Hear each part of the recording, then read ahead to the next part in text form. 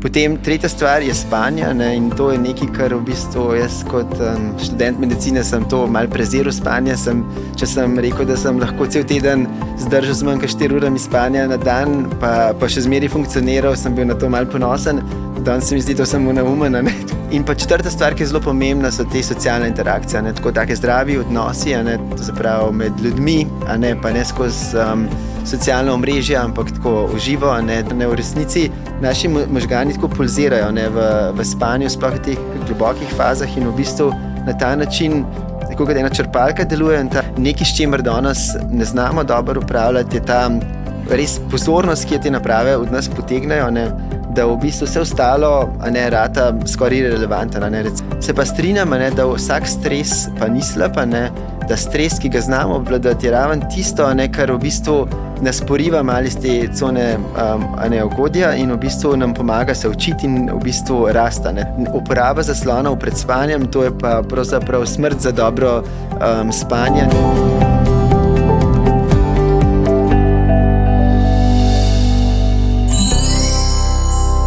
Dobrodošli v novem podcastu Šola z navdihom, ki ga ustvarjamo na založbi Rokus Klet. Danes odpiramo temo, ki se dotika vsakega starša, učitelja, vzgojitelja, razvoja otroških možganov v sodobnem svetu. In z nami je danes eden vodilnih slovenskih strokovnjakov za otroško in razvojno nevrologijo, profesor dr. Damjan Osredkar, doktor medicine, predstojnik kliničnega oddelka za otroško, mladostniško in razvojno nevrologijo na pediatrični kliniki UKC Ljubljana. In z njim želimo danes govoriti o tem, kaj se danes v resnici dogaja z možgani otrok in mladostnikov, kako na razvoj možganov vplivajo spanec, stres, šola, sodobne tehnologije in seveda, kaj lahko odrasli naredimo drugače oziroma bolje.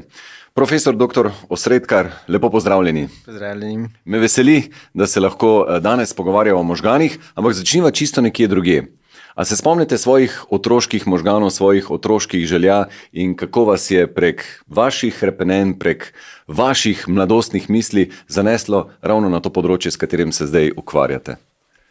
Ja, jaz v resnici si velikokrat tako zamišljam, kako sem videl svet, ko sem bil otrok in si želim ta stik nekako z otroštvom vzdrževati, zato ker se mi zdi, da kot otrok imaš malo drugačen pogled, drugačni možgani funkcionirajo, si bolj odprt, manj imaš nekih vnaprej izdelanih podob in utečenih poti, kako bi mogel razmišljati. Tako da včasih sem recimo v kuhinji svojih staršev, pa se probam spomniti, kako sem to kuhinjo videl, kot sem bil otrok, pa ne sem to, da sem bil manjši, pa kako so pulti, ampak kako sem občutil prostor, kjer detajle sem opazil, ker nekaterih stvari se še zmeraj spomnim. Tako da se mi zdi, da je tako ohranjati malo te mladostne odprtosti, pa nedorečenosti zelo dober.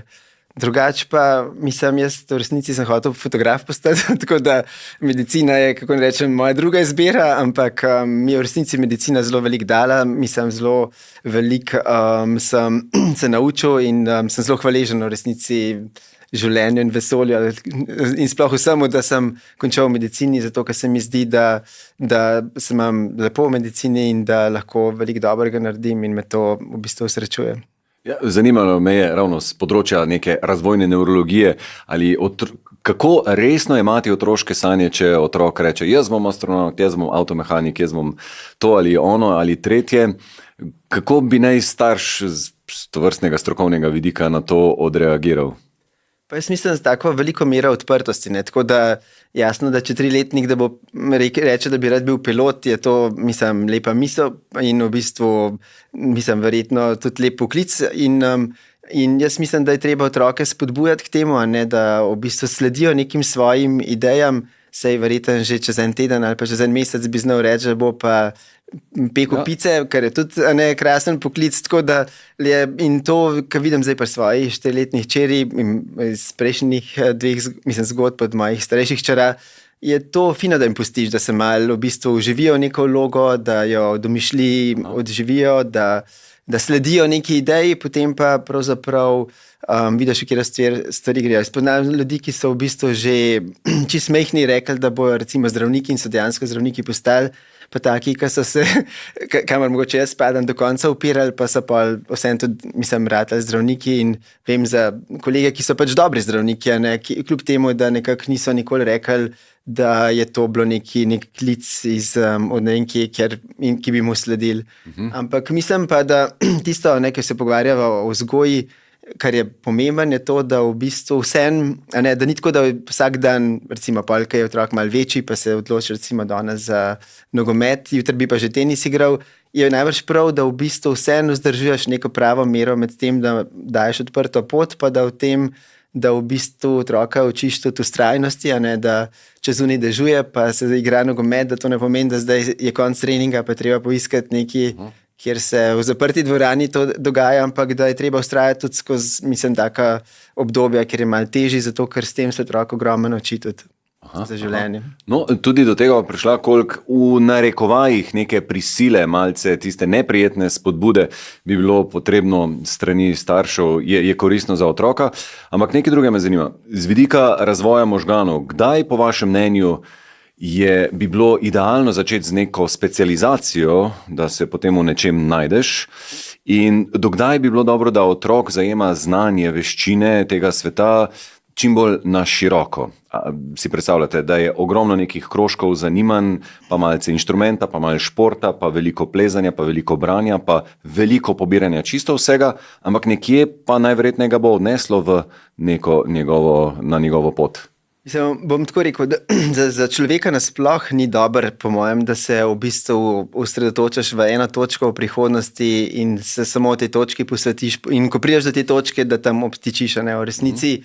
Danes se izkaže, da recimo eden od glavnih prijemov za boj proti demenciji je to, da v bistvu samega sebe ves čas učiš nekaj novega, ne, da v bistvu da se vsako leto poskušaš nekaj novega naučiti. Lani sem si rekel, da bom se recimo naučil na monociklu, voziti sem že skoraj tam, ne še čist, ali pa recimo vem ljudi, ki se pač lotijo recimo novega jezika, pri teh starih letih, v katerih sem jaz, tako da in v bistvu tako, da se probaš nekih novih veščin naučiti, da ne spodbujaš samo leve možganske polobe ali pa samo desne, ampak da malo to uravnotežeš, da ne se odločiš pa delaš nove stvari. Tako da sigurno neki te fluidnosti, učljivosti, to je nekaj, kar je dobro ohranjati na splošno. Ne? In jaz mislim, da tudi pri otrocih je prav, da v bistvu jim daš to možnost, če seveda jim lahko to omogočaš, da se učijo novih stvari.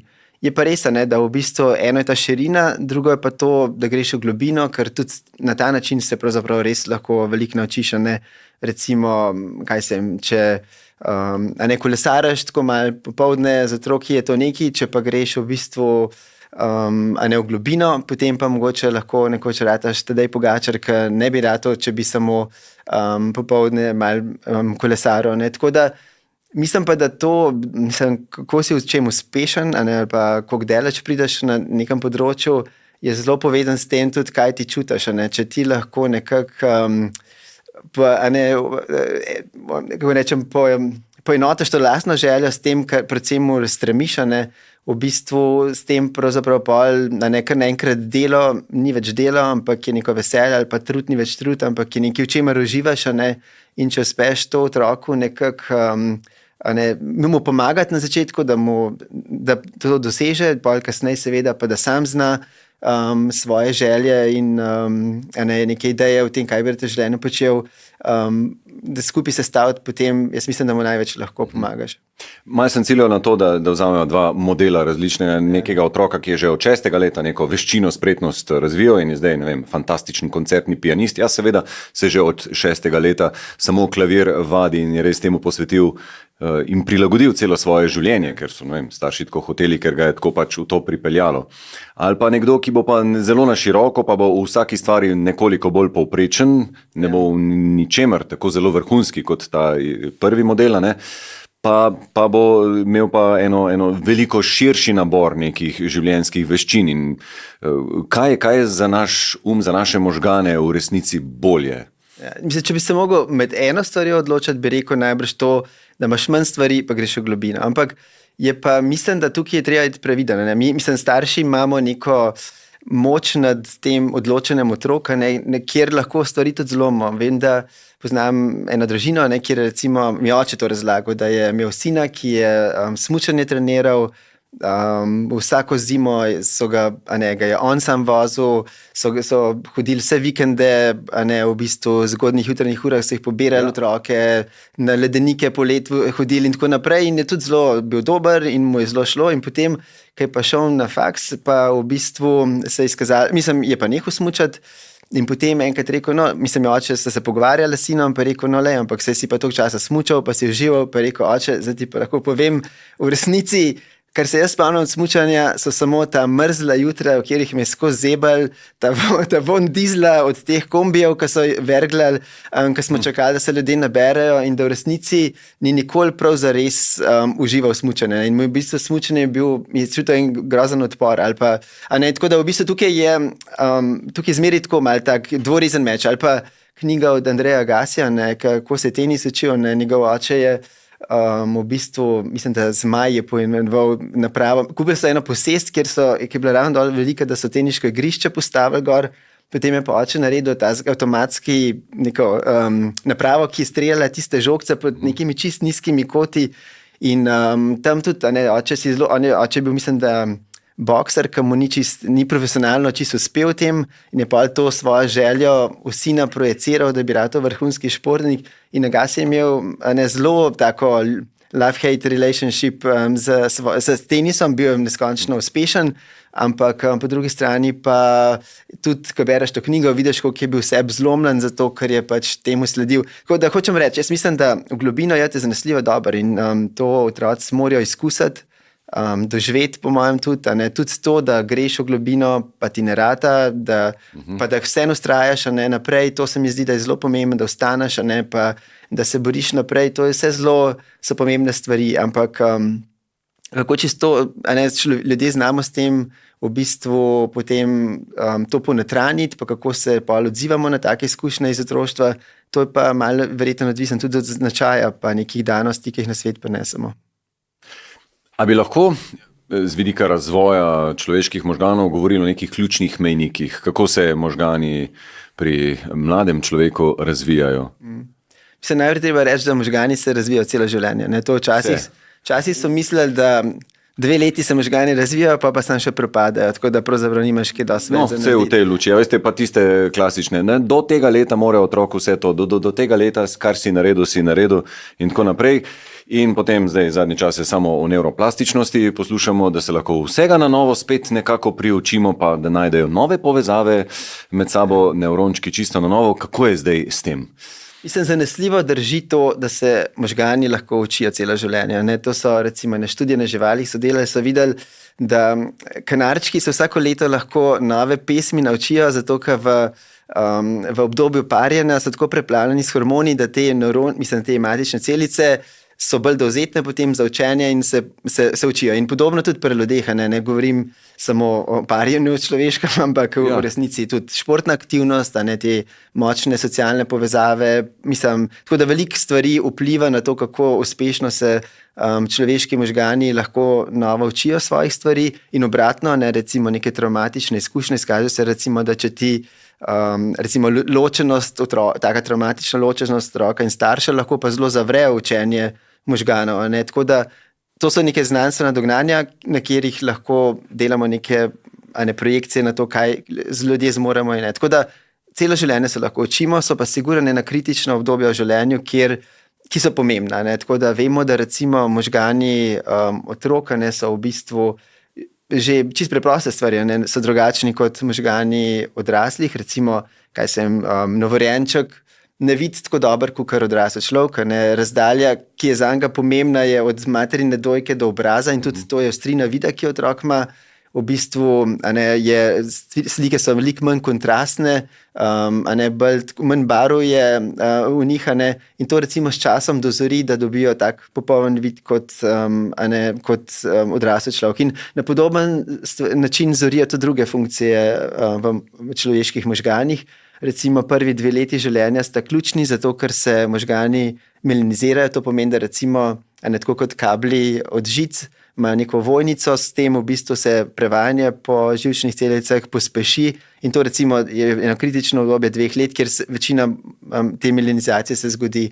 Ampak tudi naprej, recimo razlog, zakaj imajo Američani za odraslost 21 let, je zato, ker takrat se zdi, da pa mogoče res večina funkcij dozorevanja človeških možganov je dokončanih. Tako da to, da imamo mi mejo 18 let, še ne pomeni, da naslednji dan si pa popolnoma odrasel. In v bistvu je treba to nekako tudi upoštevati. Tako da so ena kritična obdobja. Recimo tudi sploh pa iz tega psihoanalitičnega področja, mislim, jaz tukaj zelo nisem strokovnjak, ampak recimo vidiš, da to, kako se otrok odziva na okolje, recimo pa kako uspešno kasneje recimo veza vzpostavlja z drugimi ljudmi, je zelo odvisno od tega, kaj se dogaja recimo v prvih 5 letih življenja. Če ima zelo močno navezavo na starša, sploh na to materinsko figuro, ki ni nujno, da je, mislim, biološka mati, lahko je tudi oče ali pa kakšna tretja oseba, da če ima to močno povezavo, ki je zdrava, kjer čuti zavetje, kjer se počuti varnega, potem zna to recimo pol naprej tudi v odnose, ko je sam odrasel, prenesti in to čutiti v partnerju in to dajati recimo partnerju in otrokom in svoji okolici. Včasih slišimo, da otroški možgani niso pomanjšani možgani od odraslih možganov. Kaj bi to v praksi pomenilo? Ja, mislim, lahko čisto v organskem smislu, da recimo novrenček, ki se rodi, ima kosti lobanje razprte še, tako da se lahko ena pro drugo zložijo, to zato nas je narava tako naredila, da se sploh lahko rodimo, zato ker ta porodni kanal je ožji, kakor je obseg glave, potem skozi to, na ta način ima to mečavo, to je tak čist strukturna sprememba. In potem pa recimo tudi možgani, te funkcije možganov, ki jih upravljajo, recimo te sprednji deli, pravimo prefrontalni korteks, so recimo tisti, ki zelo pomembno nadzirajo, kako ta nadzor nad dogajanjem, to, da recimo, nekdo ti nekaj reče, da takoj ne vzdraviš in planaš na njega, recimo, če se čutiš užaljenega, ampak da se znaš zadržati, pa da znaš v bistvu primerno se odzvati, ali pa recimo iskanje teh nekih vedenj, ki te porivajo z tega cone ugodja. To recimo pri najstnikih je prefrontalni korteks zelo dezinhibiran nekako, oziroma še ni dovolj zrel, da bi upravljal funkcijo, ki jo imajo povsem odrasli ljudje. In recimo zaradi tega pravzaprav so lahko bolj skipljivi, bolj iščejo neke konflikte, ampak to jih tudi v bistvu poganja v to, da iščejo neke nova okolja, neke nova vedenja, da iščejo družbo izven teh domačega okolja, drugačne ljudi in zato v bistvu najstniki se včasih delujejo malo nepredvidljivi, ampak v bistvu nas je narava tako naredila, da si poiščeš tiste stvari, ki te v življenju zanimajo in da v končni fazi, če se starši pa najstnik ne bi malo šli na živce, pa bi imeli najstnik oziroma bi imeli otroke doma do 80 leta. Tako pa v bistvu to nekako pomaga, da se ta odcepitev zgodi bolj enostavno in v bistvu bolj naravno, in ker je to seveda nekako cilj tega dozorevanja ali pa cilj starševstva je, da pomagaš otroku, da izstopi iz domačega okolja kot človek, ki lahko zase skrbi in skrbi za svojo družino v bodočo. Kaj vse vpliva na zdrav razvoj otrokovih možganov? Tako, če bi se dali to spraviti v nekaj teh praktičnih vidikov, ki bi zdaj starše zanimali, kaj lahko starši praktičnega počnemo s svojimi otroki, da vemo, da se bo potem razvoj možganov, da bodo šli z res, bi rekel, z glavo v formi v svet. Mislim, danes je kar nekaj, včasih je bilo to tako malo, mislim, danes je znanost predvsej napredovala in v bistvu se marsikaj ve, kar mislim še ne to, recimo v času mojega odraščanja, pa to je že pol stoletja nazaj, je zdaj zelo drugače. Marsikaj zdaj je dokazano in v bistvu je podobno kot pri odraslih. V bistvu so nešteje taki res pomembni temelji. Eno je prehrana, brez dvoma, neka zdrava prehrana, kjer dobiš dovolj v bistvu različnih gradbenikov za to, da rasteš in da se možgani razvijajo, da vzpostavijo te povezave, to je zanesljivo zelo pomembno, tako da je taka zdrava, natežna prehrana, z zdravimi maščobami, ki dobiš, z oljčnim oljem, avokadom, tako naprej, to je zelo pomembno. Druga stvar, ki je zelo pomembna, je telesna aktivnost, zato ker v bistvu zdaj govorim tako nasplošno za gospode zrelih let, tako kot sem jaz. Tako da je to pomemben in v bistvu, da si fizično aktiven, ker to v bistvu pomaga, mišiče je zelo pomemben, tak metabolen organ, v bistvu pomaga uravnavati sladkorje, je to zelo koristen za boj proti demenci recimo. In ravno tako je pri otrocih to zelo pomembno, z nekimi prilagoditvami, pa bom pa se še tega dotaknil. Potem tretja stvar je spanje, in to je nekaj, kar v bistvu jaz kot študent medicine sem to mal preziril spanje. Če sem rekel, da sem lahko cel teden zdržal z manj kot 4 urami spanja na dan, pa še zmeraj funkcioniral, sem bil na to mal ponosen. Danes se mi zdi to samo neumen. Tako da, če imam par dni zapored, ker ne spim prav veliko, se zdim, da nekaj ne delam prav zelo v redu v življenju.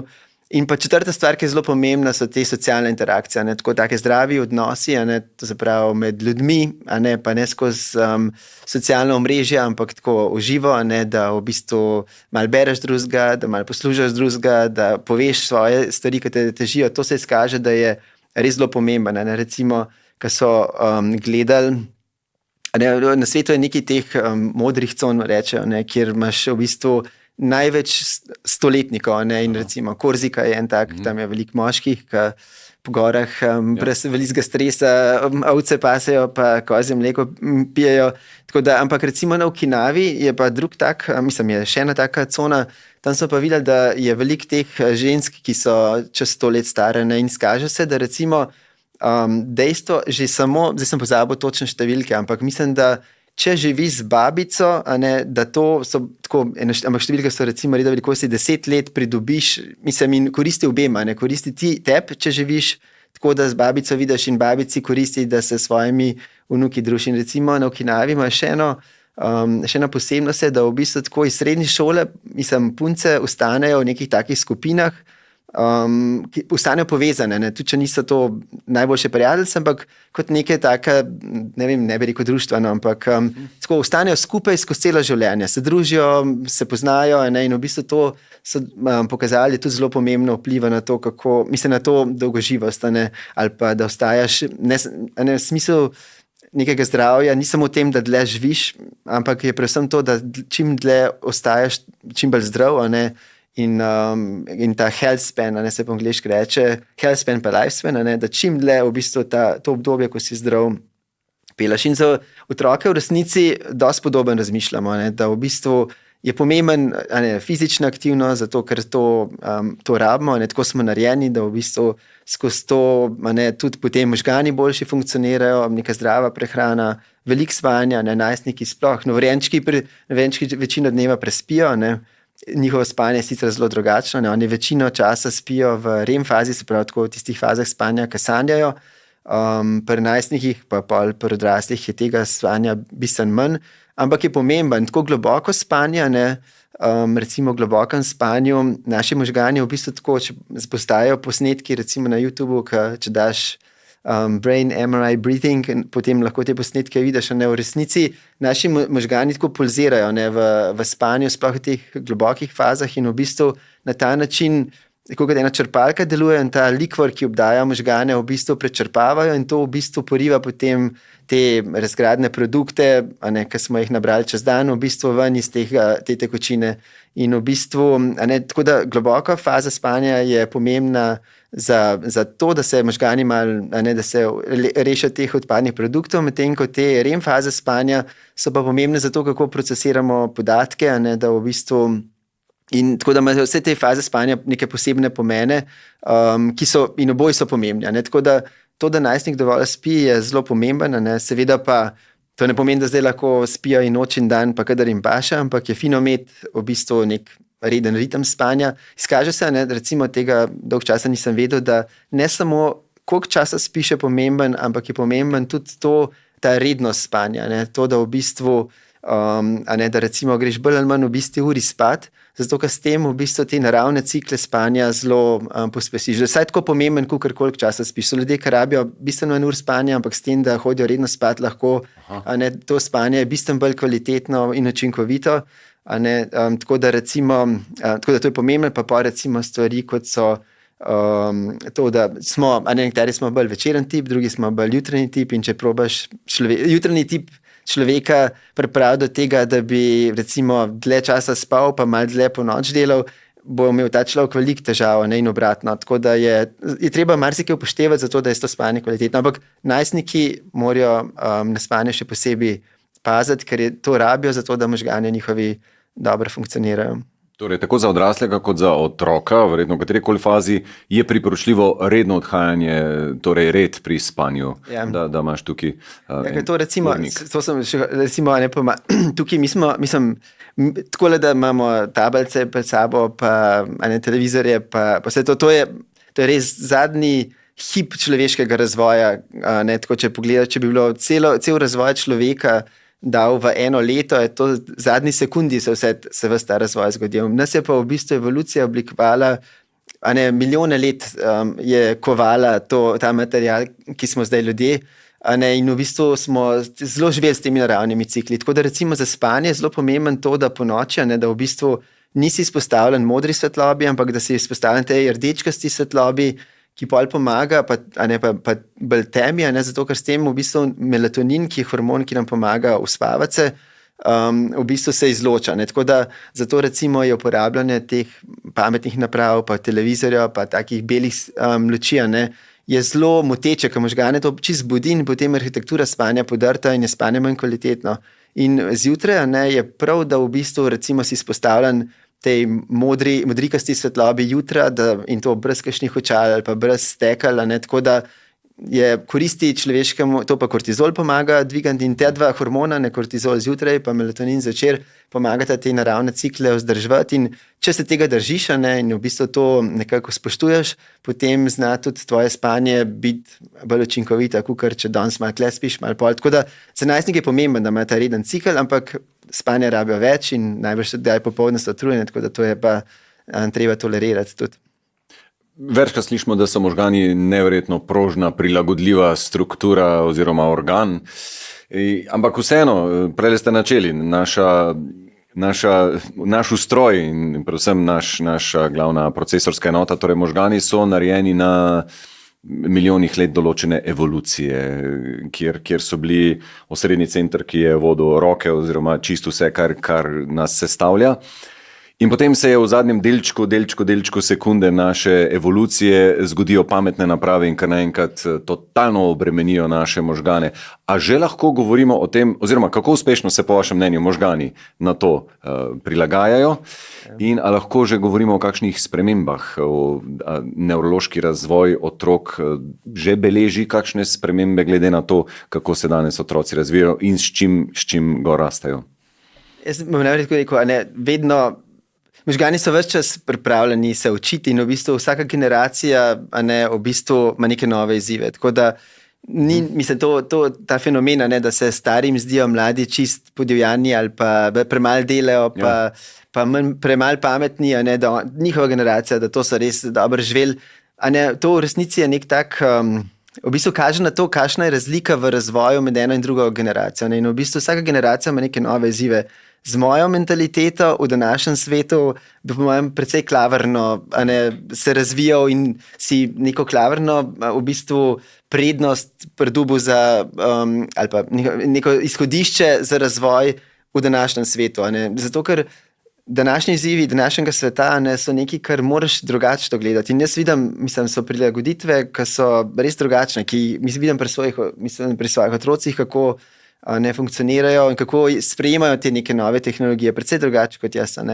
Je pa dejstvo, da to je kar velik izziv. Ta nove naprave so nekaj, kar v bistvu, po mojem, človeški možgani se s tako veliko dozo nečesa novega v preteklosti res mogoče niso nesrečevali. Par generacij nazaj te babica lahko praktično vsega naučila, kdaj moraš krompir dati v zemljo, kdaj ga pobrati, pa kako dedek ti pa povedal, kako drva prepraviti, zato da te ne ozebali, pa da boš preživel še eno leto. Danes v bistvu jaz svoje otroke zelo težko učim v kakšnih stvarih, jih sprašujem za nasvet, kako kakšne stvari narediti, zato ker so v kakšnih stvarih bolj spretni, zato ker je ta razvoj, se mi zdi, se zelo pospešuje. In v bistvu izziv po mojem tega današnjega časa je to, da te naprave so tako premišljene in v zadju vsa ta umetna inteligenca, ki to še po deseteri in po stoteri, je da v bistvu doskrat se zgodi, da mislimo, da smo mi uporabniki teh naprav, pa v resnici te naprave izkoriščajo našo pozornost in v bistvu nas uporabljajo za to, da se ti neki algoritmi so zadovoljni in da v bistvu tisti, ki te algoritme upravljajo, služijo denarane. In v bistvu tisto, kar je res, jaz vidim, da je res velika sprememba in nekaj, s čimer danes ne znamo dobro upravljati, je ta res pozornost, ki jo te naprave od nas potegnejo, da v bistvu vse ostalo rata skoraj irelevantno. Recimo vse te neka socialna omrežja, te kratki videi, ki se potem jih algoritmi tako prečistijo, da dejansko se vsi videi do neke mere zanimajo, in da je težko se od tega odklopiti. To je nekaj, kar v bistvu ta naš dopaminski sistem nagrajevanja tako v bistvu iztera ali pa tako ožame, da pravzaprav vse ostalo, kar se nam dogaja v življenju, je čist podpražno ali pa čist nezanimivo. Da v bistvu, kad ti telefon odložiš, gledaš na okol, pa se ti zdi, da je kar nekaj. In pa vzameš telefon, ker je to še edina stvar, ki te dovolj spodbode, da v bistvu se dogaja. In to se mi zdi problematično, zato ker recimo jaz vsem verjamem v to, da recimo branje, pisanje, recimo je še bolj taka, kako ne rečem, disciplina, ki je danes res ne opažam kot nekaj, kar je zelo popularen med mladimi.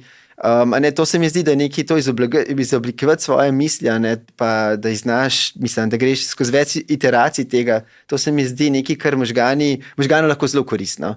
Danes pa, jaz vidim že pri študentih medicine, včasih jim damo za prepraviti seminar, pa je več kot očitno, da je bilo narejen z temi novimi orodji, s ChatGPT-jem in tako.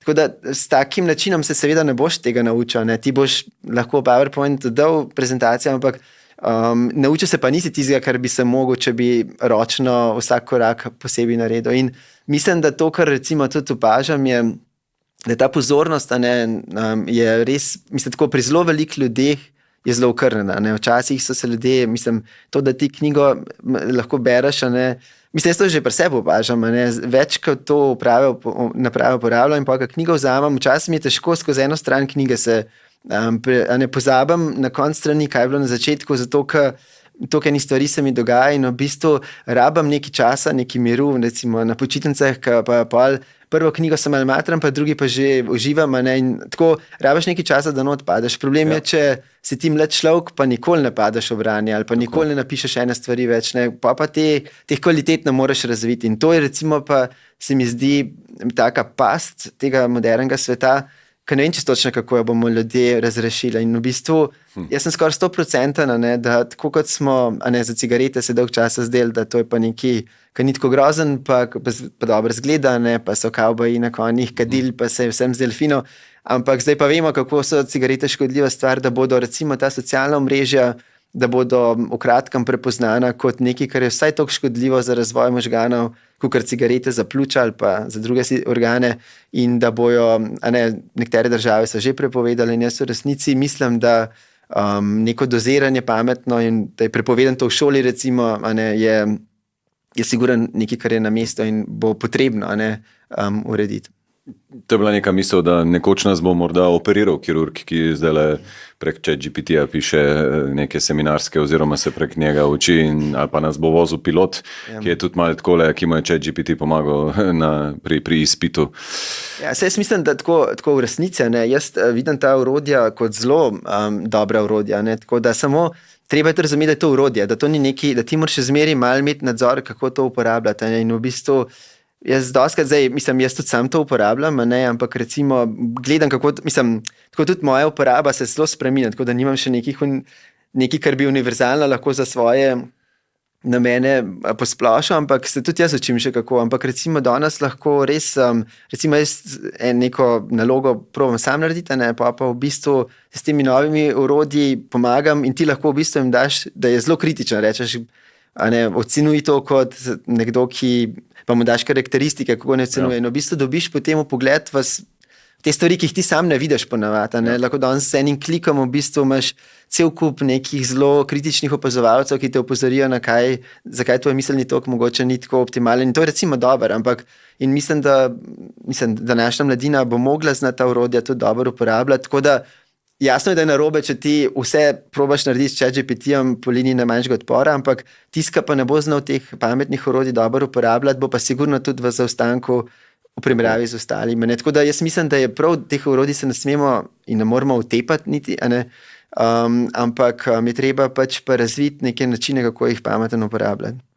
Vprašanje je, po vašem mnenju, vse te tehnologije, ki nam pomagajo in vse to motilci pozornosti tam, kjer imamo zdaj, kamor imamo pripete svoje možgane oziroma svoj a to možgane drugače oblikuje, a gre za neko adaptacijo, a gre za dejansko krnitev, zniževanje določenih funkcij, določenih zmožnosti. Ker po drugi strani tudi pred nekaj stoletji je človek znal marsikaj, kar pa mu potem kasneje ni bilo več treba, ker so prišli raznorazni pripomočki z nekimi tehnološkimi revolucijami, z izumi in tako naprej. Mislim, da v času Homerja so znali njegove pesnitve ljudje na pamet in so te kilometrske pesnitve od ust do ust krožile, ker je bila očitno zmožnost pomnjenja tako visoka. Potem so prišle knjige in se je ta naš spomin lahko nekam odložil, zapisal in že tukaj smo doživeli en tak prvi spominski upad.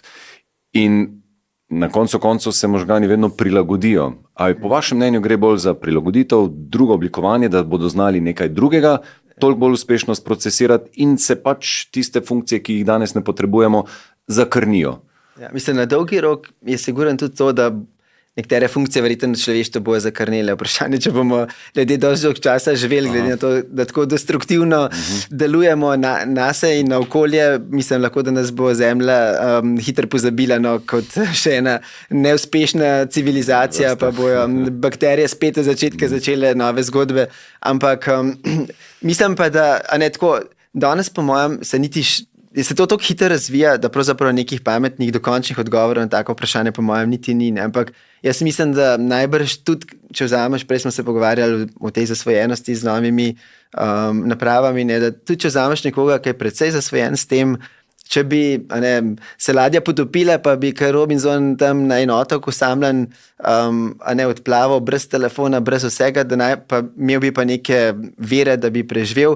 Najbrž tudi tak človek bi se s časom prilagodil, pa nazaj, vrnil na neke stvari, Tako da jaz mislim, da te prilagoditvene sposobnosti v ljudeh sigurno ostajajo. Ampak tako kot se pa človeštvo zdaj razvija, pa mislim, da ni dolg čas, ko bomo, tako kot si zdaj za računalnik kupil novo grafično kartico ali pa dodaten spomin, da boš, ti boš dobil za rojsten dan enciklopedijo Britannico, ki si boš lahko nekam inštaliral, pa boš imel to, ali pa boš kupil neko AI čip, ki ti bo lahko pomagal procesirati zunanji svet. Tako po mojem, vsem medicina pa življenje gre v to smer, da bomo ljudje živeli s temi pripomočki, in tako da na dolgi rok pa sigurno bo to pol tako,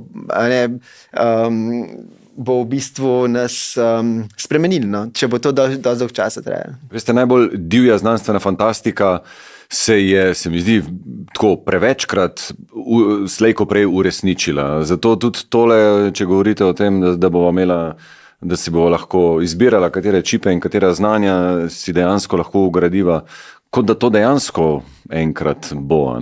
Mislim, to že je v resnici na en način. Danes recimo, s tem Neuralinkom, ki ga je Elon Musk naredil, pa ni to edina zgodba. Ti lahko v bistvu za nekimi umestniki med človeškimi možgani in računalnikom delaš naloge, ki so bile nepredstavljive. Ti lahko recimo miško po zaslonu vozaš s svojimi mislimi in recimo nekdo, ki je hrom, od vratu navzdol, tak človek recimo je to, mislim, blazna prednost, če lahko ti potem kar naenkrat recimo svoj invalidski voziček z mislimi vodaš, in to, take stvari že vse obstajajo. Tako da ljudje smo tako narejeni, ker mislim, da te stvari pol uporabljamo tudi za druge namene. In jaz mislim, da prej ali slej bo sigurno prišel čas, ko se bo dal tako nadgraditi v nek tak bioničen organizem, ki bo kombinacija nečesa organskega pa nekaj, kar bomo kot orodje sami izdelali.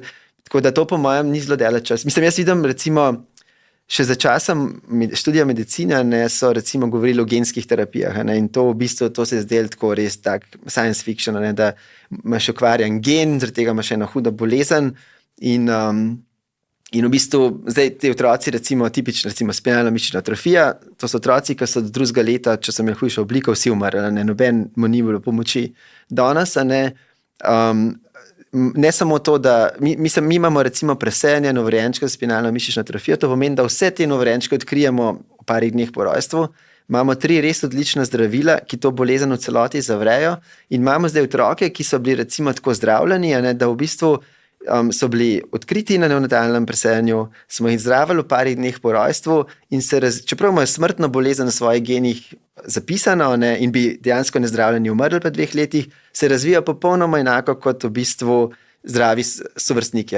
To danes že obstaja, to na našem oddelku delamo in to prihaja, če že ni, pa prihaja vse v medicina, tako da bo tako napredno zdravljen. In v bistvu prihaja čas, po mojem, ko bo šel, ne vem, v Mercator ali pa ljubljanske lekarne, pa boš tam boš dal prst v napravo, ti bo pogledal, kakšno konstelacijo genov imaš, kje imaš šibke točke in te bo vprašal, če želiš sprintati zdravila in boš v parih dneh dobil domov in si boš lahko, zdaj malo tako zelo poenostavljeno govorim, ampak medicina se razvija v to, da gre vse bolj v bistvu neko preventivo, in to z nekimi zelo naprednimi zdravljenji. In ta napredna zdravljenja so že tukaj. Jaz mislim, da to ne bo samo na področju medicine, ampak tudi na drugih človeških sferah to začel dogajati, da boš lahko si pomagal s temi sodobnimi orodji, z nekimi vmesniki in tako naprej. Tako da to bo zelo razburljivo, bo zanimivo,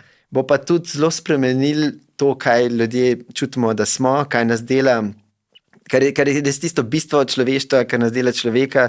Mislim, to se je skozi človeštvo tudi malo spremenilo in to se bo še bolj spremenilo, se mi zdi. Greva nazaj k otroškim možganom. Ne, super, izjemne teme so to. Vedno smo govorili, otroški možgani so kot spužva, več, kot da noter naliješ, samo srkajo. Koliko obremeniti otrokove možgane in kje je tukaj vloga dolgčasa, za katero se tudi dostikrat sliši, kakor otroku bi moralo biti vsake toliko dolgčas, ne pa da je ves čas z nečim zaposlen oziroma že obremenjen? Ja, zdaj, čisto univerzalnega odgovora na to nimam, ampak če po kosih odgovorim, pa si bo pa mogoče kdo znal to sam sestaviti. Zanesljivo dolgčas, jaz ga recimo pogrešam, jaz zdaj ta trenutek, že dolgčasa nisem dolgčasa občutil, ampak vem, kaj ta entiteta je in v bistvu jo pogrešam. V bistvu to, takrat, ko ti je dolgčas, v bistvu ni rečen, da tvoji možgani vseeno funkcionirajo, ampak procesirajo stvari malo na drugačen način. V bistvu si lahko pozoren na druge stvari, kadar si preganjan od sodobnega tempa, ne moreš. In v bistvu, recimo, ena zelo dobra knjiga obstaja, ki jo je Salvador Dali napisal, 50 Secrets of Master Craftsmanship, je recimo to ena knjiga, ki jih zelo rad podarim mojim prijateljem, ki doktorat naredijo ali pa postanejo profesori. Zato, ker je noter 50 takih neverjetnih skrivnosti, ki jih je Dali uporabljal za to, da je ustvarjal. In ena od njih je to, da je recimo on se usedel pred belo platno in v bistvu na pol pri belem dnevu sanjaril. In v bistvu, in raven recimo, pol je pa imel tudi take trike, da recimo je se najedel morskih ježkov, ki majčkeno sedativno delujejo in je potem po takem kosilu se usedel na slonjač in v bistvu dal žlico v roke in v bistvu, ko je glih zadremal, ko je zaspal, da se je sprostil, da mu je žlica padla, spodaj imel pa krožnik, v bistvu v tem času je rekel, da je večino idej za svoja platna dobil. In potem je on meditiral pred temi belimi platni.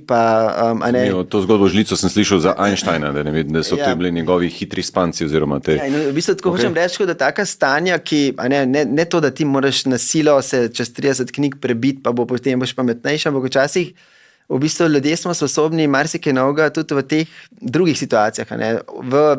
Dolgčas se tako ima tak zelo pejorativen prizvok, ampak v tem času naši možgani malo drugače funkcionirajo, malo z drugimi frekvencami svet obdelujejo in v bistvu se lahko marsikaj novega tudi naučijo. In v bistvu tako da mislim, da recimo ta dolgočasje, da v bistvu ima svoj smisel. In v bistvu tudi to, da se znaš ustaviti, pa malo biti pozoren, samo to mindfulness, tak je zelo, kako rečem, termin, ki ga ljudje radi uporabljajo, pa neka praksa, ki jo radi izvajo. Mislim, da je prav to. Včasih se malo ustaviš, pa malo sam vidiš, kje si, kako sam dihaš, ali si zelo znemeren, ali te je česa strah, pa mogoče sploh ne opaziš tega. Včasih si res lahko, ko preganja mačka, begaš po svojem življenju med enim pravkom pa drugim, pa se niti ne ustaviš. Tako da ta pomen je tega bolj počasnega življenja, ali pa ne vem, vsi poznamo, kako nam odleže na počitnicah, ki je drug tempo, ki ima drug ritem življenja, v bistvu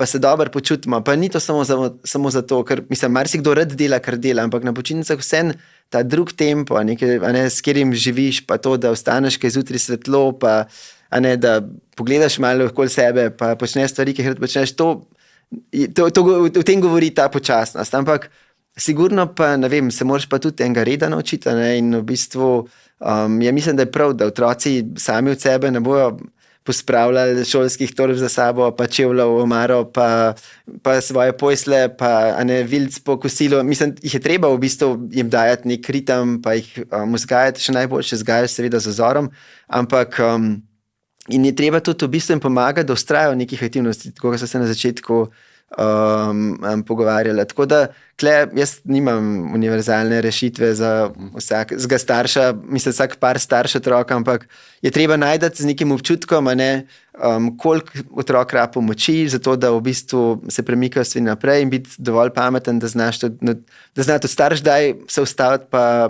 pustiti otroku prostor. Hkrati pa ga spodbujati ves čas temu, da se trudi biti boljša različica sebe.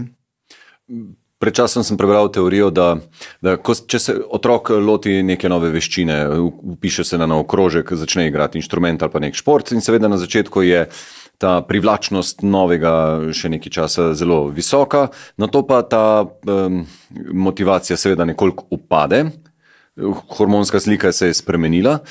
In da takrat bi morali otroku ponuditi neko oporo, da nadaljuje, torej da je nekaj v narekovajih prisile, neke spodbude, nekaj, da je treba malo zobe stisniti in da se tista preomenjena mielinizacija, torej vzpostavljanje širokopasovne povezave med nevroni, šele začne. Do takrat se še ni otrok toliko učil, kakor od takrat naprej, ko je ratal malo bolj zoprno, dolgočasno in naporno. Kaj menite o tem? Ja, sigurno je to, tako bi rekel, najprej, da ni zdaj raven tako, da ti, če vztrajaš dovolj časa, se bojo pa možgani kar mielinizirati. Ponavadi, večina otrok ima že mielinizirane možgane, ki se s takimi stvarmi ukvarja. Ampak sigurno pa je, da v bistvu nek rek je v medicini cells that fire together, wire together, živčne celice, ki se istočasno prožijo, se tudi pol povežejo med sabo. In v bistvu ti rabaš v bistvu nek ponavljajoč se dogodek ali pa neka ponavljajoča se aktivnost zato, da to postane del tebe.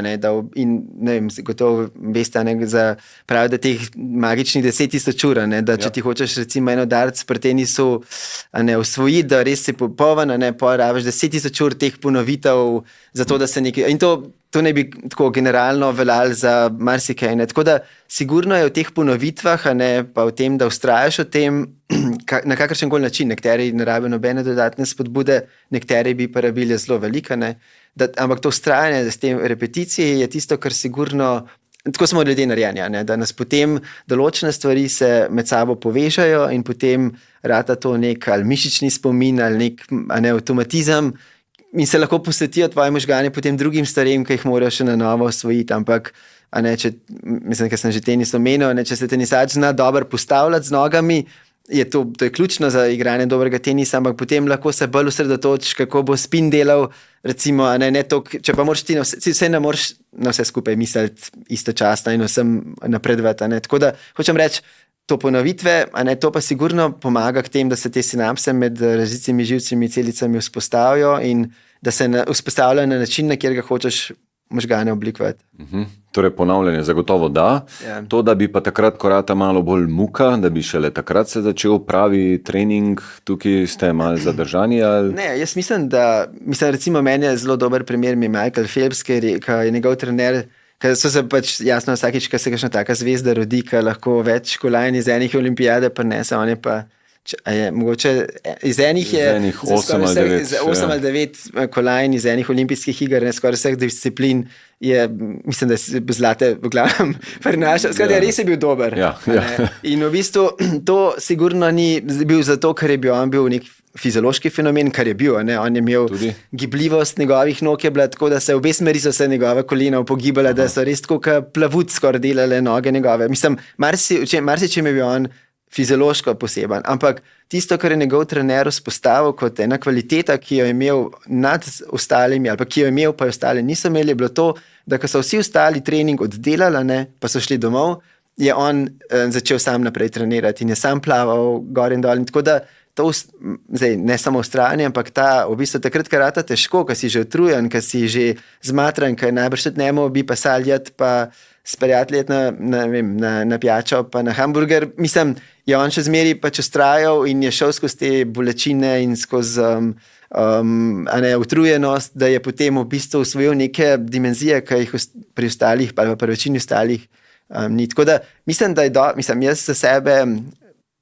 jaz zase mislim, da je dobro, da se porivam včasih čez rob, tega, kar mislim, da so moje sposobnosti in potem ugotoviš v nekem trenutku, da dejansko lahko neke nove prostore odkrivaš. In sigurno je to, jaz si želim tudi pri svojih otrocih jim pomagati, da bi te meje prestopali pa sebe odkrivali na nove načine, ampak ta meja je delikatna, ki je v bistvu se potem neha neka, ko rečem, koristnost starša, pa se začenja neka obremenjenost starša z idejo tega, kakšen bi otrok naj bil, pa ga potem poskuša prekovati v neko svojo vizijo popolnega otroka ali kakorkoli hočemo temu reči. Ampak to vztrajanje po tisti dodatni odstotek, ki ga daš po koncu oziroma takrat, ko se ti zdi, da ne zmoreš več, očitno je nekaj na tem, ker podobno zgodbo vem, da je pripovedovala tudi Urška Žolnir, naša zlata judoistka, takrat, ko je že jokala, da takrat se je po mnenju njenega trenerja pravi trening šele začel. Ali pa Dražen Petrovič, so tudi govorili, da po vsaki tekmi je šel, še 1000krat vreči na koš. Tako da očitno nekaj je na tem. Jaz to sigurno verjamem, ampak jaz mislim, da je tako, na tisoče tenisačev je, ampak samo en je Djokovič. In za vse te športe, ki jih omenjava, je podoben. Da v bistvu redki ljudje so, ki znajo potem to jeti čez meje, pa čez to utrujenost, pa čez te bolečine, toliko delež, da rata potem res izjemni v tem, kar počne. Ampak je pa očitno to nekaj, kar rabiš za to, da rataš taka zvezda. Torej, najti modro, pametno mejo, kje pa otroka malo porint naprej, pa ga spodbuditi k vztrajanju in kje se je pa treba ustaviti, da rečeš, zdaj mu pa že stres povzročam. Očitno je to še vedno v rokah naše lastne modrosti. Pa treba se zavedati, da ne moreš, vsak otrok ne bo dober tekač, en bo pa mogoče dober slikal, ali pa en bo pa dober v gledaliških predstavah nastopil. Mislim, najdete treba tiste stvari, v katerih je otrok dober, pa mogoče sploh ne ve, da je dober, ali pa mu dati možnost, da veliko stvari izproba, pa v bistvu, da vztraja nekaj časa. Jaz se spomnim ena kolegica, ki je bila sama športnica, pa zelo uspešna športnica, je rekla, da v bistvu je pustila, da je otrok recimo zamenil šport naslednje leto, ampak mu je pa rekla, če se boš odločil, boš vsaj 1 leto vztrajal v tem športu, pa lahko zameniš kar čas, če ti ne bo pasalo. In potem tudi nek tak zdrav odnos do športa, in do tega vztrajanja, tako da otrok je vedel, da lahko neha. Samo je bilo pa tudi vnaprej dogovorjen, da če se bo nečesa lotil, ga bo starši popolnoma podpirali, ampak bo treba vztrajati 1 leto. Tako se mi zdi, ne rečem, da je to zdaj vrhunsko ali pa da je to edini pravi način, ampak to je taka dobra mera obojega in odprtosti za zamenjavo in pa tega, da vztrajajo otroci. Na napakah se učimo, pravi stari pregovor, in dejansko je to mnenje marsikoga, da najbolj nas je izučila tista šola, ki je zapekla oziroma zabolela. Zdaj pa, če govorimo o stresu, koliko stresa je po vašem mnenju dobrega za razvoj naših možganov, za učenje, za napredek ali pa za ohranjanje dobre kondicije? Ker stres nas je naredil take, kot smo, stres nas je naredil spretnejše, močnejše, bolj pametne, bolj premišljene, a po drugi strani stres je največji ubijalec. Jaz se s tem zelo strinjam, da v bistvu stres je tisto, kar Ne, in tako, recimo, ko gledamo te bolezni, ki ljudje v starosti napadajo, ogromno jih je povezanih s stresom, tako da v bistvu ta neprestano dvignjena raven hormona kortizola, to v bistvu telo naredi drugačno in v bistvu bolj krhko in se treba takemu stresu, ki ga ne obvladujemo, v bistvu izogibati. Oziroma, pogosto se mu ne moramo čisto izogniti, ampak vsaj treba ga je poskušati obvladati in se da do neke mere, z meditacijo. Enemu meditacija pomaga, drugemu pomaga šport, tretjemu pomaga to, da se s prijatelji dobi pa pogovori. Tako da so mehanizmi, kako tak stres obvladati. Ampak se pa strinjam, da vsak stres pa ni slab, da stres, ki ga znamo obvladati, je raven tisto, kar v bistvu nas poriva malo iz te cone ugodja in v bistvu nam pomaga se učiti in v bistvu rasta. Tako da živeti na popolni izolaciji ali pa v neki taki vati, kjer recimo to je popolnoma neustrezno, da bi otroku poskušal vse stresne okoliščine odstraniti, da ne bo nikoli se srečal z nekomor, ki bi mu kaj slabega rekel, ali pa da bi vsakič potem, ko mu učitelj reče, da ni v redu, da ni naredil naloge, pa potem danes so starši se zelo tikujejo ta odnos recimo med učiteljem pa dijakom, kar se mi zdi zelo slabo. Včasih se zdi, da so pol zaščiteni severni medvedji otroci, pa ni prav na ta način v šolskem sistemu, kjer so te relacije bi mogle obstajati, da učitelj otroku pove, kakšna so pravila in mora otrok v bistvu najdeti pot mimo tega, kar je nek trenutek stresen, ampak mu na dolgi rok lahko koristi. Tako da mislim, da je način, kako obvladovati te majhne doze stresa, ali pa je način tudi, kako potem lahko večje doze stresa obvladuješ, je zelo pomemben in to moraš se s postavljenostjo neljubim dogodkom v bistvu nekako učiti. Zdaj pa sodobne tehnologije. Kako po vašem mnenju vpliva na razvoj otrokovih možganov? Kdaj bi vi dali telefon svojemu otroku oziroma kaj bi priporočili staršem, kako naj ta pereč problem obvladujemo? Gostili smo že strokovnjaka, ki se ukvarja z nekemičnimi zasvojenostmi. Povedal nam je presunljive zgodbe in očitno res gre za veliko nevarnejšo ali pa hujšo ali pa bolj prisotno zasvojenost kot vse tiste droge, alkoholi, ki se jih na prvo žogo načeloma starši bolj bojimo. Mislim, da sigurno ta zasvojenost s temi sodobnimi pravami je skoraj taka pandemija, da v bistvu je povsod prisoten in je kar hud problem. In v bistvu jaz sem pomagal pisati smernice za uporabo zaslona. Najprej ni dokončnih, ultimativnih pravil, ampak mi smo takrat vseeno probali s tem, kar je napisanega, kar se ve o razvoju možganov, to nekako z dokazi podprto medicino se opredelita. Recimo do 2. leta starosti zaslonov otroci ne bi gledali. Pol kasneje je fino, da to počnejo zelo kratek čas, recimo 20 minut, eno risanko pogledati, ampak skupaj starši, tudi da jim pomagajo tolmačiti malo to, kar vidijo. In tudi kasneje v življenju, recimo za najstnike smo postavili mejo 2 ur, ker sta moji hčeri opredelili kot neprimerno majhno dozo zaslonov, ampak v bistvu je dejstvo, da v bistvu mi tega res, mislim, vključno z nami odraslimi, res ogromno uporabljamo in bi rekel celo preveč, da ne znamo se pogovarjati več, skoraj da nimaš telefona nikje tako da ga lahko takoj dosežeš in v bistvu so študije, ki kaže, da že sam telefon imeti na mizi, da v bistvu podere to ravnovesje pogovarjanja, zato ker daješ sogovorniku misliti, da v bistvu je še nekaj drugega, kar je zate pomemben, ne samo on, s katerim se pogovarjaš, tako da je to zelo pomembno, da znamo te naprave umikati.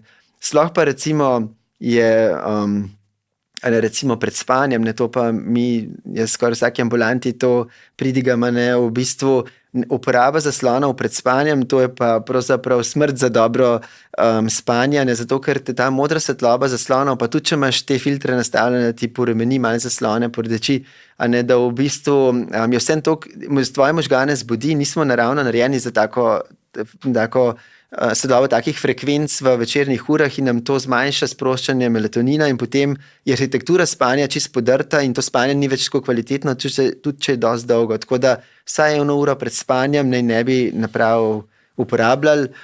pa tudi čez noč je fino, če so kar v kakšnem drugem prostoru. Tako da neka priporočila obstajajo, a ne, ampak dejstvo pa je, da danes so te pametne naprave del našega življenja in da v bistvu preprečiti tega se ne da in tudi čist taka radikalna ukinitev tega, ne samo, da ni mogoče, ampak je tudi neracionalna, v bistvu za marsikaj znamo to lahko, to orodje tudi koristen uporabljati. Kaj je po vašem mnenju tukaj najbolj kritičen element uporabe družbenih omrežij? Je to prekratka pozornost, preplitka pozornost, preveč vsebin, overload informacij? Kaj na naše možgane najslabše vpliva pri zaslonih?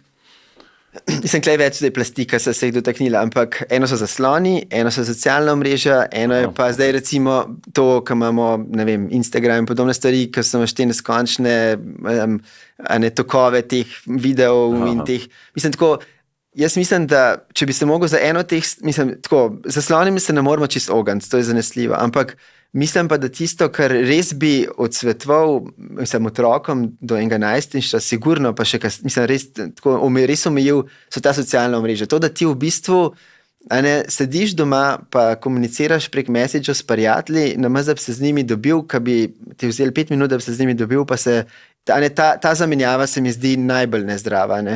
In v bistvu, tako da, to, da ti, mislim, in recimo v času COVID-a je bilo to sicer koristno, so edini način, da so lahko med sabo komunicirali, je bilo skozi te, mislim, socialne omrežje, ampak še to, kar ustraja, in tega je, mislim, pa in seveda tudi jaz, seveda kdaj se po mesečih menim s prijatelji, ampak v bistvu to, da pa ne znajo tam mladi več, ali pa da se jim zdi enak dober, še ne celo boljše, da ti v svojem kavču visiš, pa zraven mogoče še malo Netflix gledaš, pa s prijatelji komuniciraš, pa misliš, da je to kvaliteten odnos, to je pa res sporno in res problematično. Tudi v bistvu, mislim, tako pol ne znaš ti tega več brati ljudi na način, kakor jih mogoče kdo, ki je imel manj izpostavljenosti tem socialnim mrežam v svojem življenju, to, da ti razumeš, a je človek na sprotne strani, a je vesel, da je s tabo, ali ga neki mot, pa znaš vprašati, kaj te mot, to se vse v tem prenosu po socialnih omrežjih izgubi in pol teh veščin ti nimaš več in kaj iščeš, ne vem, partnerja, kaj iščeš prijatelje, pol so to vse hibe, ki jih je težko popravljati. Pa seveda ti kratki videi, to se mi zdi, to pa tudi, v bistvu, da tvoji možgani, ali pa da vse informacije, ki si ti sposoben ponotraniti, mora biti v kosih, ki trajajo med 5 do 10 sekund. Ker več kot to ti nisi pripravljen. To včasih vidim pri mladih, tudi pri svojih otrocih, da mi razlagajo kakšne novice, ampak niso šli prebrati recimo kakšni članke ali pa še več člankov ali pa še koga vprašati za mnenje, pa si ustvariti, ampak vidijo en kratek izsek enega videa in to je pa to mnenje, ki ga imajo. In mislim, ta video je nekdo naredil in včasih jih naredijo te videe z nekim namenom. Danes je težko že ločiti, kaj je res pa kaj ne res in v bistvu potem se hranimo z nekimi drobtinami, ki so, v bistvu so umetno včasih, in v bistvu imamo čist napačne predstave lahko v življenju. Tako da ta del je tudi kar problematičen. Tako da, ampak jaz ne znam, tudi svojim otrokom ne znam v bistvu pameten svetovati, kako narediti. To verjetno bomo s časom pametnejši, kako to na dober način uporabljati. Malce smo ali pa so generacije naših otrok tukaj poskusni zajčki, ker tako hitrega preskoka še ni bilo verjetno v zgodovini za naše možgane. Jaz vidim, kako v času, samo čas COVID-a, ki je bil zelo kratek obdobje, ampak kako je to spremenil moje otroke. Tako v bistvu, in v bistvu je to včasih kar zastrašujoče, da v bistvu potem, kako je težko nazaj, 2 leti nečesa, pa je to v bistvu, mislim, tako, kot ste se prej pogovarjali, v bistvu, to je res ena zasvojenost, ki je težko, v bistvu, ki se je težko zavedati, da si zasvojen in zato tudi se niti ne poskušaš temu tako zelo upirati, pa niti ne vidiš razloga, zakaj bi se upiral, vsi to počnejo, ampak tako, da ta del je res tako težaven in v bistvu bomo videli, če bomo ljudje dosti spretni, da bomo znali to na pravo mesto postaviti. Navijate za grafomotoriko, za pisanje na roko, za uporabo vseh 10 prstov, za čim več čutov nagovorjenih namreč? Ne, to je super, ampak jaz sem recimo se tudi čisto dva dopisati. Jaz za sabo včasih, ko si delam ambulanti zapiske, ne znam prebrati, mislim, kaj sem napisal. Za sabo. Dobro, sester zdravnika, ne? Ja, to nekako so zraven, ampak me včasih skrbi to. No? Tako, če tipkam je super, ampak če pa pišem, pa ne več.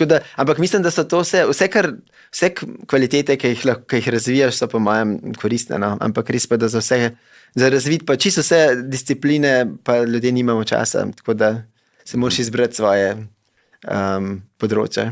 No, ampak za otroški razvoj verjetno je dobro, da čim dlje časa ostanejo pri pisanju z roko, pri branju klasičnih knjig. Pri igranju inštrumentov, recimo, pri tem, da kaj ročno naredijo, da modelarijo. Tako da to so sigurno stvari, ki so še danes pomembne. V končni fazi, če greš s kolesom, pa ti guma poče fino, da znaš zamenjati, ne pa da začneš takoj po aplikacijah brskati, kdo te bo prišel iskati, pa kako bo ti nekdo drug to popravil. Ne? Tako da se mi zdi, da so to še zmeri stvari, ki nekaj štejejo v življenju. Da ne vprašaš četa, kako se zamenja zračnica. Kaj bi rekli tako nasplošno, torej kaj pomeni zdravo okolje za možgane doma, v šoli, v družbi? Pa tukaj bi še en vidik dal, ko pravijo, samo srečni možgani se učijo. Se spomnim, da je bilo to nekaj časa ena taka paradigma v pedagoškem svetu.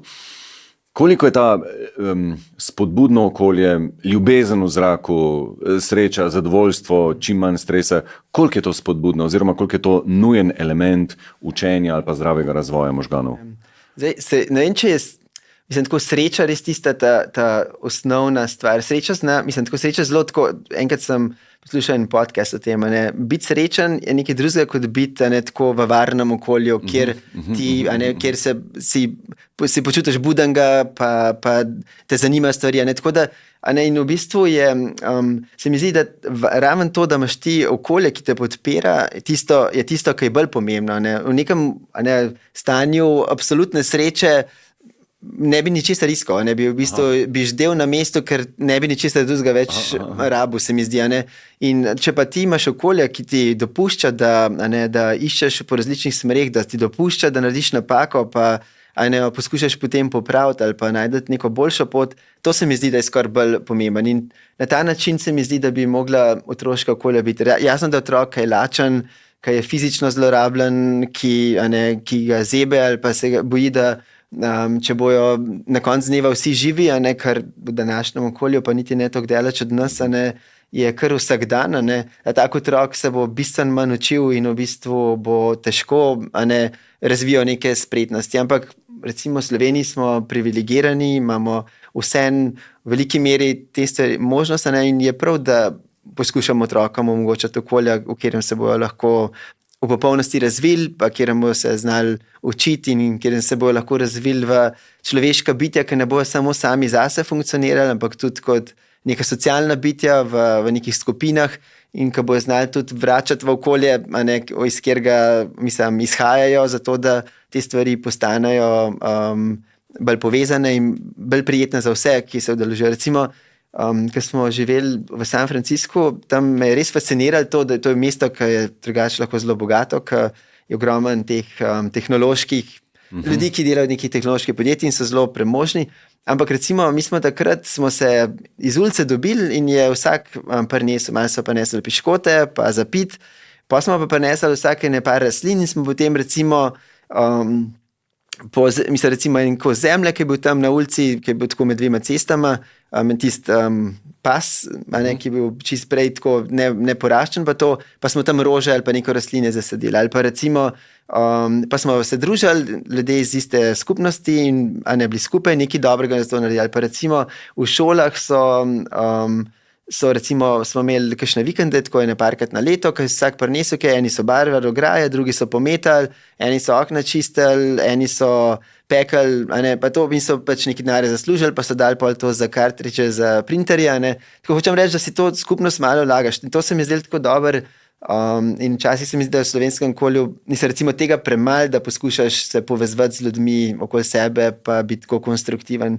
Pa je to pomemben za pojem. In se tudi dobro počutiš, če veš, da so okoli tebe živijo ljudje, ki bojo mreža, če te bo kdaj boš padal, da te ujamejo. In je to nekaj, kar recimo takšno okolje. Takšnem okolju bi si jaz želel, da bi moji otroci recimo živeli. Torej, kakšni? Taborniki, skauti, ta klub, on klub. Ja, tudi to, seveda. Jaz mislim, da, da se vključujemo in raven to je še ena stvar. Pri tem mreža ali pa naprave nas ne silijo v to, da se glih povezujemo v živo. In da te raven to, da se čisto svoj otok, ki leti skozi vesolje, to je tisto, kar je res po mojem.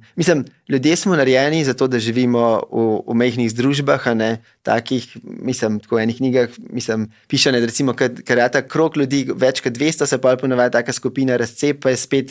Tako da, ampak v majhnih družbah, to smo pa ljudje nastali, to nas je naredili, kar mi smo. In v bistvu, da smo socialna bitja, da smo povezani v teh skupinah prijateljev, s katerimi živimo.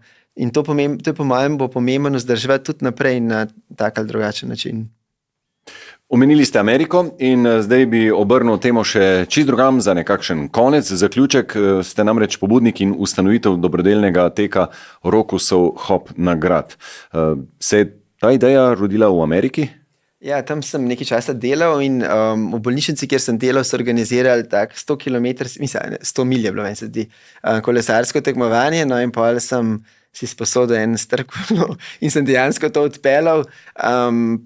Bilo naporen, ampak v bistvu je bilo tudi lušten in potem so z dr. Nino Batalino, ki tudi dela na pediatrični kliniki, so rekla, kaj če bi probala en tak tek tudi pri nas vzpostaviti. Nekaj časa je trajalo, da so se malo organizirali, pa so pa našla zelo dobrega partnerja v podjetju Rokus Klet in smo skupaj, ki so ta organizacijski del predvsem prevzeli, pa tudi kot prostovoljci zelo pomagajo vsako leto in smo se zelo dobro najdali in zdaj leta že 8. različico tega teka organiziramo. Pride tako 1500 tekačev vseh starosti in je tak zelo prijeten dogodek, tako zelo povezujoč, ravno tem smo se pogovarjali, taka skupnost se je razvila. In je tudi zelo resni tekači so vmes, ampak je pa tudi so ljudje, ki predvsem to delajo zaradi veselja, pa zaradi tudi tega energije, ki ta dogodek prinese, tako da smo zelo veseli, da to še kar živi in da ostraja. Vsi, ki jim je za to, da skočijo na grad, pa če si prvi ali pa ta zadnji, vejo, da bodo s tem, z obiskom vašega dobrodelnega teka Hop na grad nekaj prispevali. Zakaj pa zbirate letos, za kakšno napravo? Letos v bistvu smo se odločili, da bi zbirali napravo za transkranialno magnetno stimulacijo. To se zelo komplicirano sliši. Je pa to v bistvu naprava, ki take pulze magnetnega polja oddaja in v bistvu ta elektrika, ki jo imamo mi v glavi in ki jo nevroni pogajajo naokoli, je dovzetna za take pulze. Se v bistvu ti lahko spremeniš, kako določene deli možganov se prožijo in s tem, ko ti v bistvu stimuliraš recimo določen del možganov, lahko spremeniš njihovo delovanje. Recimo, že zelo dolgo časa nazaj so ena avstralska skupina, Snyder je bil glavni raziskovalec, so recimo videli, da če ti na tem senčnem delu spodbujaš na točno določeno področje, lahko recimo ljudje, ki nikoli niso znali prav dobro risati, postanejo tako dovzetni za te detajle, ki jih vidimo v življenju. Recimo so potem kar naenkrat začeli konje risati z zelo veliko natančnostjo in recimo 3/4 ure so imeli to sposobnost, pa so pa to se je malo ta sposobnost razgubila. Tako da na ta način lahko, tako kot te idiot savanti, kakor je ta tehničen termin, ki lahko kakšne stvari v bistvu z neverjetno spretnostjo izvajajo.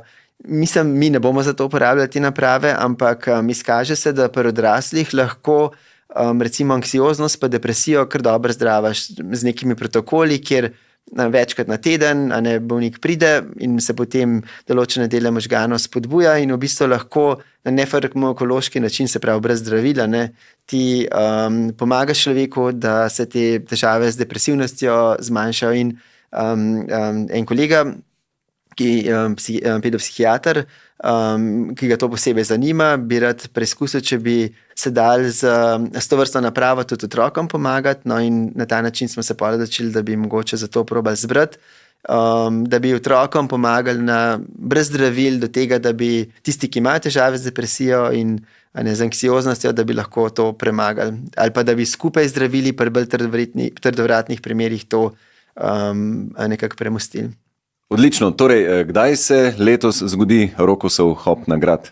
Letošnji tek se bo zgodil 19. aprila, ponavadi se začne ob 10. uri zjutraj in mislim, da bo tudi letos tako. In tekali bomo na najbolj vztrajni do vrh gradu pa nazaj z pediatrične klinike, tisti, ki pa jim ne paše teči v klanec, pa lahko samo krajši krog izberejo in pa seveda ti otroški krogi, ki so 200, 400 in 600 metrov. Tukaj pa dejansko bolj važno sodelovati, kot karkoli, računati na katerikoli rezultat, razen na tistega, da na koncu zberete dovolj sredstev za nakup naprave, ki se je reče transkranialna magnetna stimulacija. Upam, da vam to uspe in predvsem, da nam bo vsem staršem, vsem učiteljem, vsem vzgojiteljem uspevalo skrbeti za dobro formo možganov naših otrok, naših mladostnikov, ker enkrat bodo pa oni skrbeli malo za nas, malce pa predvsem pa za generacije svojih otrok. Najlepša hvala, profesor dr. Damjan Osredkar, za res zanimiv pogovor. Srečno tako in drugače. Ja, hvala za pogovor tudi vam. In hvala tudi vam, da ste spremljali podcast Šola z navdihom. Upam, da se vidimo na družbenih omrežjih, upam, da se vidimo tudi v naslednji oddaji. Do naslednjič, v vsakem primeru ostanite navdihnjeni in radovedni.